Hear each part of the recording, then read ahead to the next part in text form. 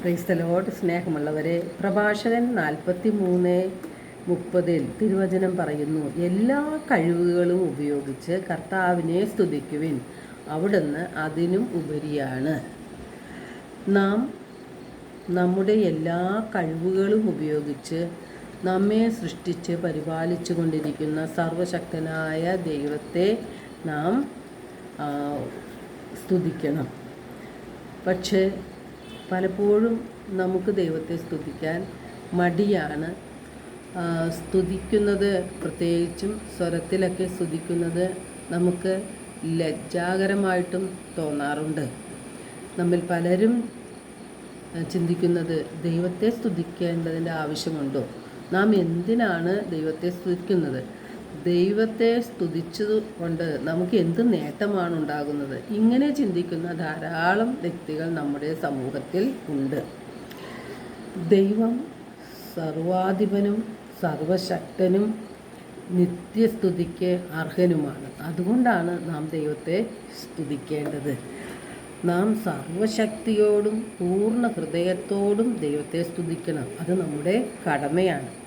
നാം ദൈവത്തെ സ്തുതിക്കുമ്പോഴാണ് നമ്മുടെ ഹൃദയത്തിൽ സമാധാനവും സന്തോഷവും ഒരു സംതൃപ്തിയും ഉണ്ടാകുന്നത്. സ്തുതിക്കുന്നത് അഭിമാനമായിട്ടാണ് നാം കാണേണ്ടത്. നാം സ്തുതിക്കുന്നത് വഴി നമ്മുടെ ജീവിതത്തിലെ പ്രശ്നങ്ങളെ നേരിടുവാനുള്ളൊരു ശക്തി, ഒരു ധൈര്യം നമുക്ക് കിട്ടും.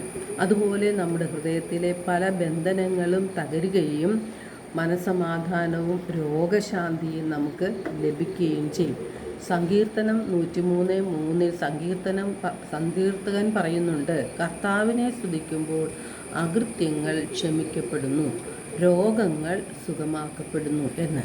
അപ്പോൾ നമ്മുടെ ജീവിതത്തിൽ സാമ്പത്തിക ഭദ്രത ഉണ്ടാകുമ്പോൾ പലപ്പോഴും നല്ലൊരു വീട്, വാഹനം, നല്ല ജോലി, അങ്ങനെയുള്ള ഭദ്രത നമ്മളുടെ കുടുംബങ്ങളിൽ ഉണ്ടാകുമ്പോൾ നമ്മൾ അഹങ്കാരം നിറയുകയാണ് ചെയ്യുന്നത്.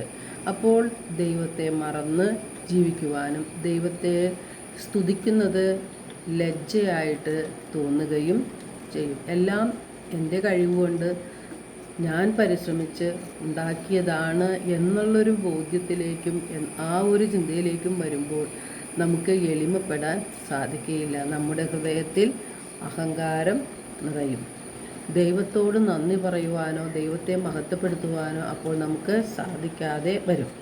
നമ്മിൽ പലരും ദൈവത്തെ സ്തുതിക്കാൻ മറന്നു പോകുന്നവരാണ്. പലപ്പോഴും നമ്മുടെ ഹൃദയത്തിലെ അഹങ്കാരമാണ് നമ്മെ എളിമപ്പെടാൻ ഇടയാക്കാത്തത്. അഹങ്കാരം നാശത്തിൻ്റെ മുന്നോടിയാണെന്ന് തിരുവചനം പറയുന്നുണ്ട്. നാം എത്രമാത്രം ഉന്നതനാണോ അത്രമാത്രം താഴ്മയുള്ളവരും എളിമയുള്ളവരുമായി മാറണമെന്നാണ് തിരുവചനം നമ്മെ ഓർമ്മിപ്പിക്കുന്നത്. ദൈവം അഹങ്കാരികളെ എതിർക്കുകയും എളിമയുള്ളവർക്ക് കൃപ നൽകുകയും ചെയ്യും. ദൈവത്തെ സ്തുതിക്കുന്നവർക്ക് ദൈവത്തിൻ്റെ അനുഗ്രഹം, ഐശ്വര്യം, ദാനം എല്ലാം ലഭിക്കുന്നുണ്ട്. ദൈവത്തെ മഹത്വപ്പെടുത്തുവാനും ദൈവത്തോട് നന്ദി പറയുവാനും സ്തുതിക്കുവാനും നമ്മുടെ ഈ ലോക ജീവിതത്തിൽ നമുക്ക് സാധിക്കണം. സ്വർലോകത്തിൽ ദൈവത്തെ നിത്യം സ്തുതിച്ചുകൊണ്ട് ജീവിക്കേണ്ടവരാണ് നാം. എല്ലാ കഴിവുകളും ഉപയോഗിച്ച് ദൈവത്തെ സ്തുതിക്കണം.